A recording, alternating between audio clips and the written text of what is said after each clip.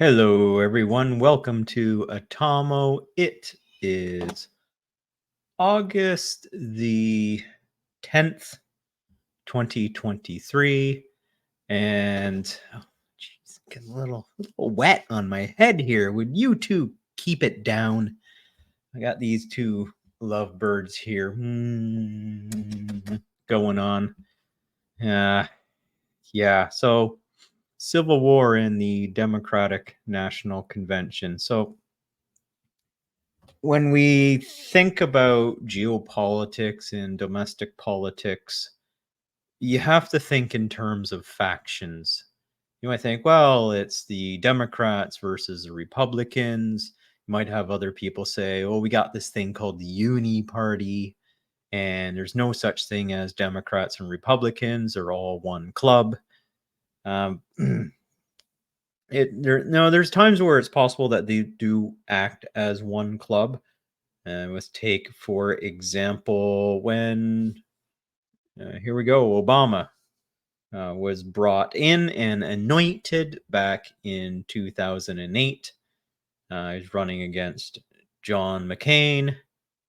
Let's give a moment of silence for the brain tumor that gave its life for service of the United States. Thank you very much. It was such a honorable sacrifice of that brain tumor to pass away in service of the United States. Um, John McCain's brain tumor. So thank you. Great service that it did to us. However, Obama was brought in during 2008. Um, So just going back a bit in history here and doing some setup before I jump into kind of the three factions that are potentially running in the Democratic National Convention right now. So if we go back to 2008, you had Hillary Clinton. Now, Hillary Clinton is basically the chair of the DNC. Now, if I do have things a little incorrect, I'm just thinking back at that time. However, it was asked that when we got this guy from Chicago, we want to get running. Uh, you know, hope and change was the theme, and even myself, I was all for it. I was getting tired of the Bush and the neocons, and this sets up the first dynamic between the factions. Is as the neocons go running around blowing stuff up, a lot of folk got tired of that and didn't want that anymore. So here you have, Obama was being brought in, thought, well, here is a chance that things might be different finally and get rid of these wars all over the place and move on to building the economy. Again, I'm Canadian, but a lot of the policies that the United States takes on have an impact in Canada as well. So having the appropriate players running the show in government has an impact. So first dynamic is Obama plays for the Davos crowd. Now Davos being kind of the European commie trash group, contains World Economic Forum, that sort of Davos crowd, King of England, who is quite the globalist himself. Versus on the other side of the fence, you have the neocons. Neocons, Hillary Clinton is the big neocon. Hillary Clinton, Victoria Nuland, the Bushes, if we just think of pure factions. And the difference between them is how they achieve their ill-gotten gains. So the neocons, through running the State Department, running interference in other countries, executing wars or other kinetic, there's that word, kinetic actions. That was the Libya thing. That they can change the geopolitical landscape and shape it in a way that they can get their interest into play. Are these the interest of the United States? Absolutely not. It's more of the interest of these entrenched oligarchies that use the United States government as a tool to achieve their means of power, wealth, all the things that these people do when they're narcissistic, Machiavellian, psychopathic, or sociopathic, that they have a way that they want to win harder. So even though they got a lot of things, what happens is you start to accrue a favor debt, and they in trade for those things and security and attaining the power that they have, once they get to that power, they have to start to cash in. Now, with Obama being anointed, that means Hillary Clinton, what was the cash in? Well, the cash in was at 2016, after Obama's 2 terms. 2016 was going to be for Hillary Clinton. You step aside, we bring in this young man to lead us into absolute victory, and that it did. Again, as I said, people got tired of all the wars, all the Iraq, all the fallout of the World Trade stuff and Patriot Act, and they wanted something different. So in comes Obama.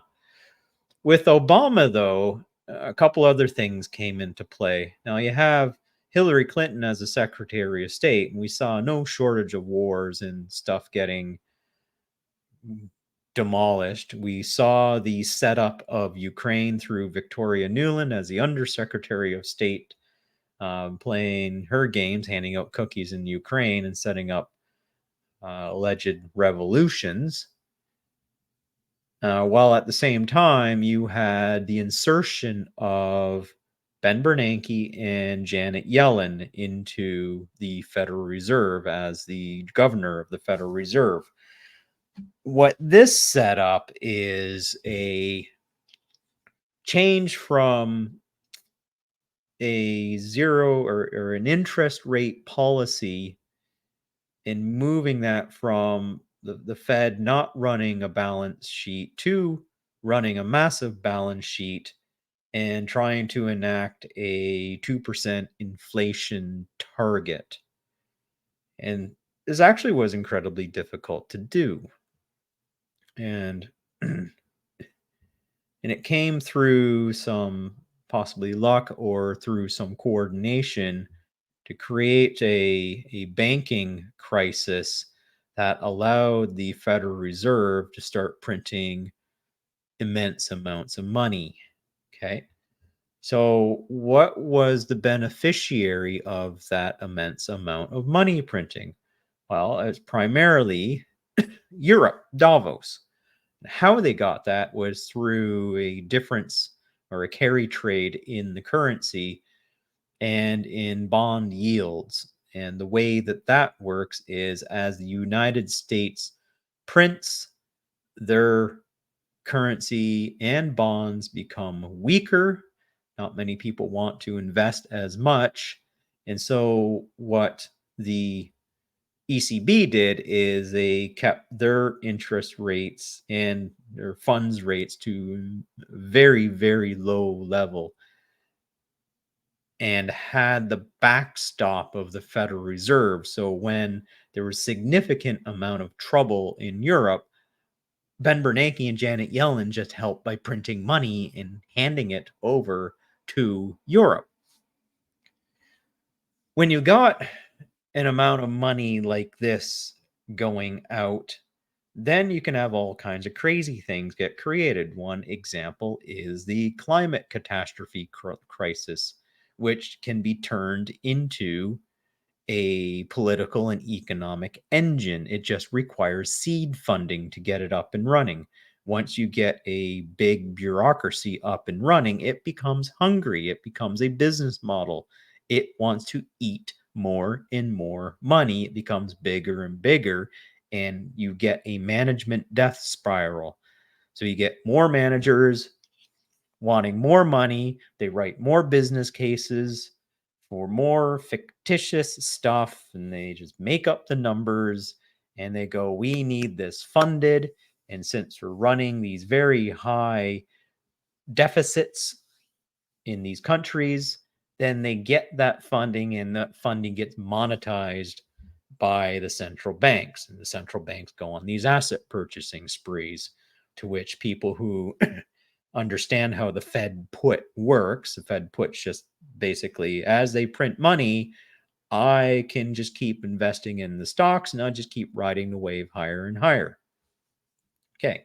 So what this does, it sets up a financial engine. So in the concepts that I bring up here, there are two things that we need. We need energy in order to set up my industrial base, and I need actually money. Okay. Now, if I'm going a bit zombie, though, then what I can do is I can set up, man, I can cut one of those pieces out, which is basically the energy. And I think this is why we get some real thick headed bureaucrats that don't think about energy, because their particular business, which is just bloated bureaucracy, doesn't necessarily need energy, much like a manufacturing industry would need energy. So they don't think about it. And so they optimize for getting more funding and they forget the energy side of the equation. I think this is just sheer hubris and just they when there's so much money floating around, you can actually buy your way out of a lot of problems. And I want to tie this back to why is there a civil war happening in the DNC? Jerome Powell has been detonating these monetary lines, absolutely detonating. And by raising interest rates so fast, so hard, that these zombie organisms, yeah, organizations, almost like an organism, that have been sucking on these kind of the sweet milk of this fake money that comes in, no, don't have a viable business strategy when all of a sudden that funding stream starts drying up. So why a civil war? Well, when the funding is really good, when we think of the Bernanke and the Yellen times, when money is flowing white hot out of the treasury presses and getting monetized by the Federal Reserve, then that's a big victory. Everybody's cashing in and they're growing fat on all this. We kept calling it the punch bowl. The punch bowl is still at the party. People are drinking from it and they're getting quite a buzz. And while they're all buzzed up and they're backslapping each other, you kind of got this kissy face stuff happening up here. Obama's happy, Clinton's happy. They're all hugs and games and whatnot. Everything's going great. When your team is winning, the locker room conversation is quite upbeat. What happens when your team starts losing? So 2016 rolls around, and all of a sudden, Donald Trump wins. Completely steals it from, as I said the word steal. Yeah, he stole it. He stole it. Broken election. Of course, each side complains.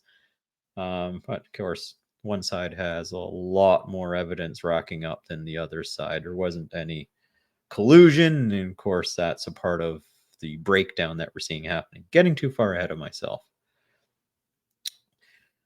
So Trump wins, and basically you have a real now hot-headed Hillary Clinton that was just robbed of her crown that she so wanted. First woman president of the USA, and many many things that was promised but now can't be delivered. So the wholesale vileness and vindictive um, execution of the administrative state against Donald Trump. And now we see it through all the hearings that are happening. And this is 2023. So we have House hearings that are happening where they're looking at the weaponization of three-letter agencies. And they're just opening and opening up stuff to the rate that I can't even keep up. The stuff that we thought was conspiracy during the COVID times is now getting busted right open. Factional setups here. One, neocons. Hillary Clinton is basically the chief neocon. Number two, Davos.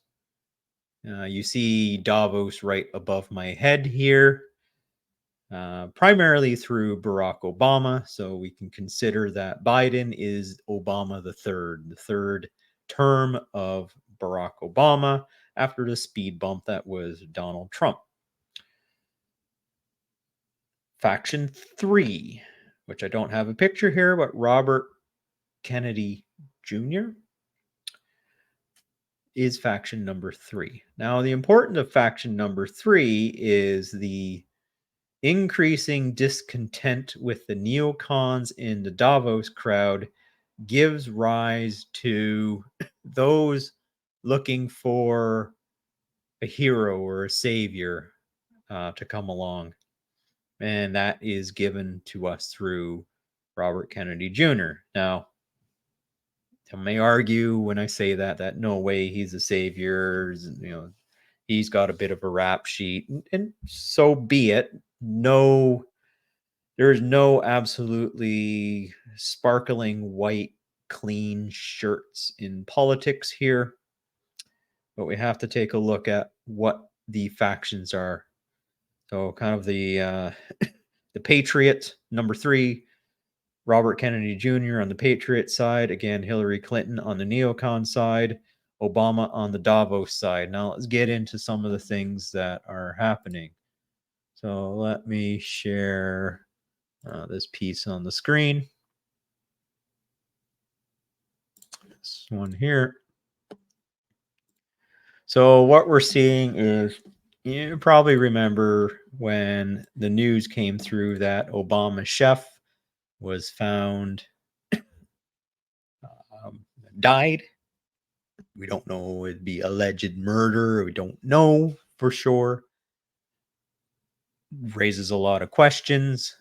And then a few days later, we see something like this where Obama is out golfing and looks like he's been hit. Definitely his fingers are hurt. And nothing was said. Press and media weren't pushing into it. So basically, that tells us that the press tends to be Davos, and Obama is the Davos leader as far as on the US side of things. Davos leader is Justin Trudeau in Canada, and my theory is Justin Trudeau is making a run to become the Davos chair. That's just my conjecture at this point. That's not part of this video. Just want to throw it out there, though. But now you have Obama a little broken up. So it just raises questions of curiosity. It's like, well, what is going on here? Then we have on the other side, if we just do a Hunter Biden Ukraine, House Oversight Committee reveals bank records, shedding light on Hunter Biden's Russia, basically $20 million. So this monetary amount keeps ticking up and up as they keep pulling open records about what's happening with Hunter Biden.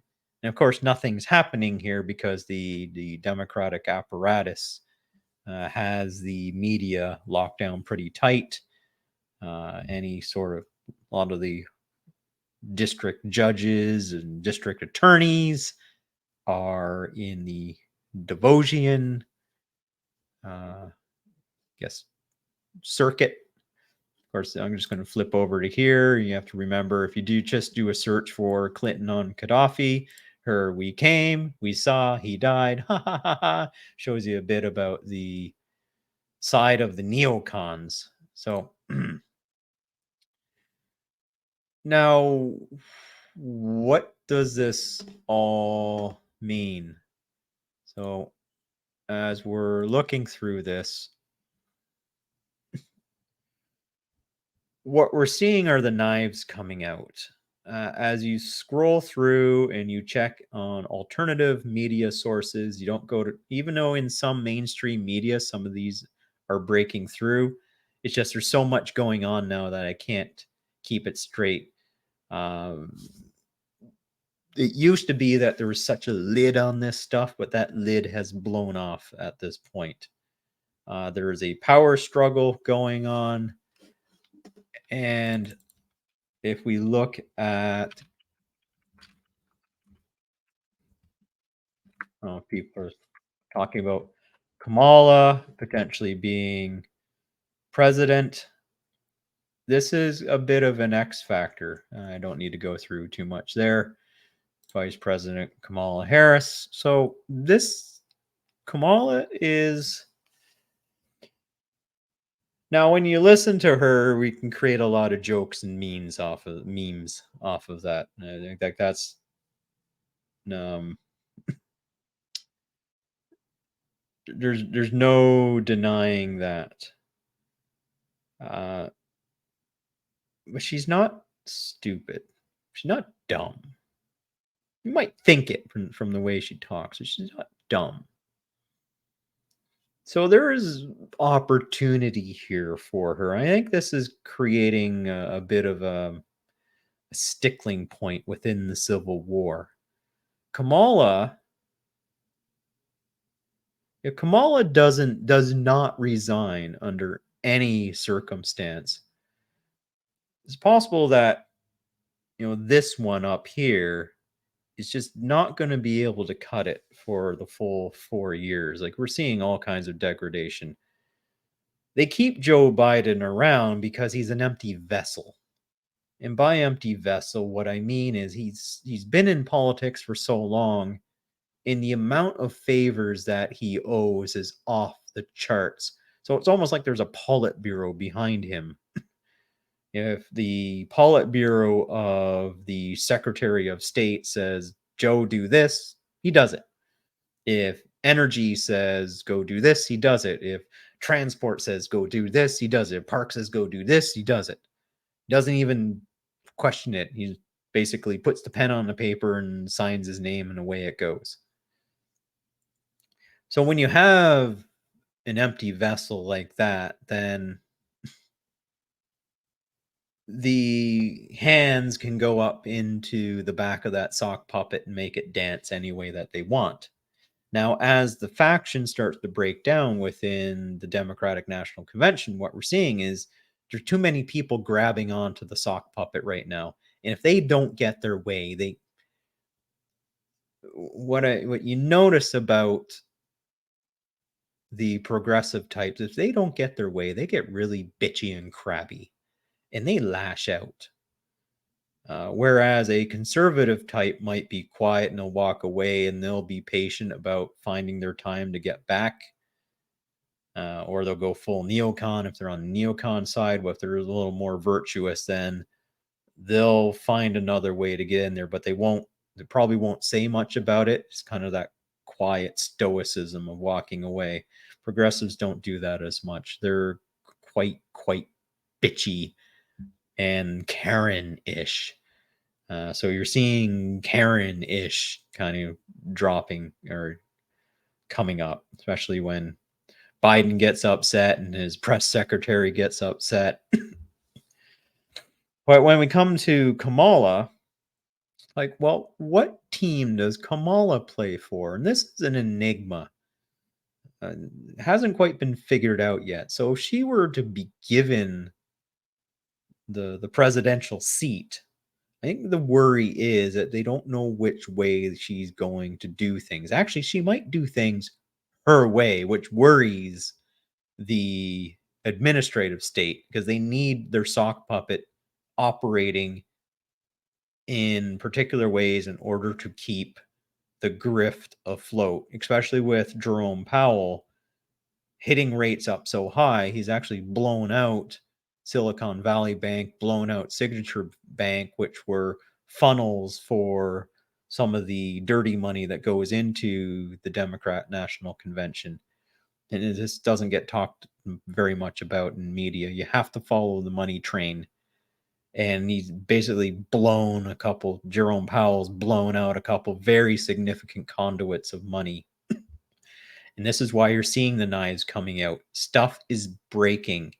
And when the locker room, when the team is no longer getting W's on the board, W's being wins, then the locker room conversations start to get unruly. And it might be that someone ran up to Obama and slammed him against the locker a few times, which led us to see the picture of him broken up. Allegedly, I don't know. But now you have, well, if they want to get Gavin Newsom into power, well, the problem is that if there's no viable president, if the president goes away, I think 25th Amendment is the succession of it. Then it goes to the vice president. If there's no vice president, then I believe it goes to a House nomination, to which the GOP controls a House. That's actually the VP, but if both of them are out, then it's the chair of the House becomes president. Of course, they don't want McCarthy becoming president, so you can't have a double knockout. Can't remove both the president and the VP.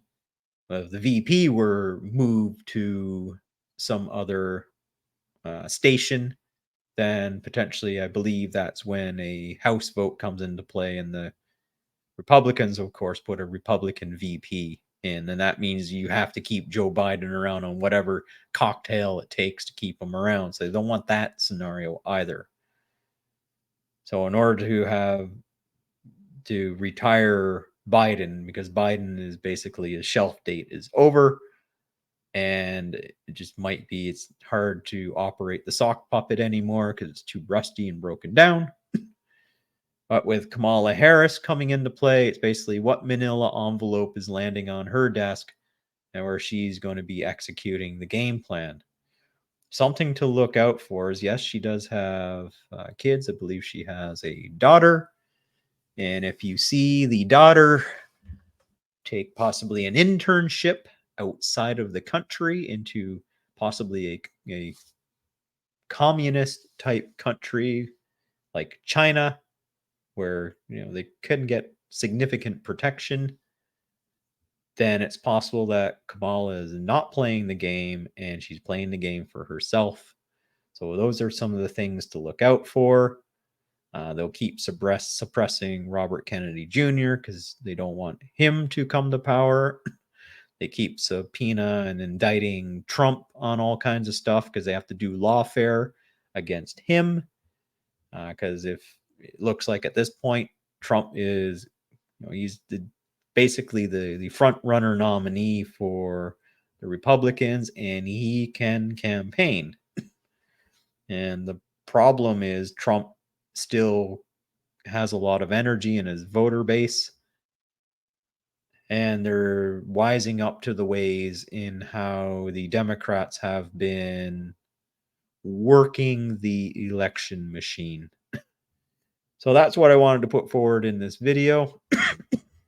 Just wanted to tell you about the factions that are in play. I have some things for you to look out for. Kamala Harris is a bit of a dark horse in this. We don't know which way she's playing the game, but they need her to play the game in a particular way to keep things going. Jerome Powell is just raising rates that weakens Europe. Europe is the connection point in Davos to Obama.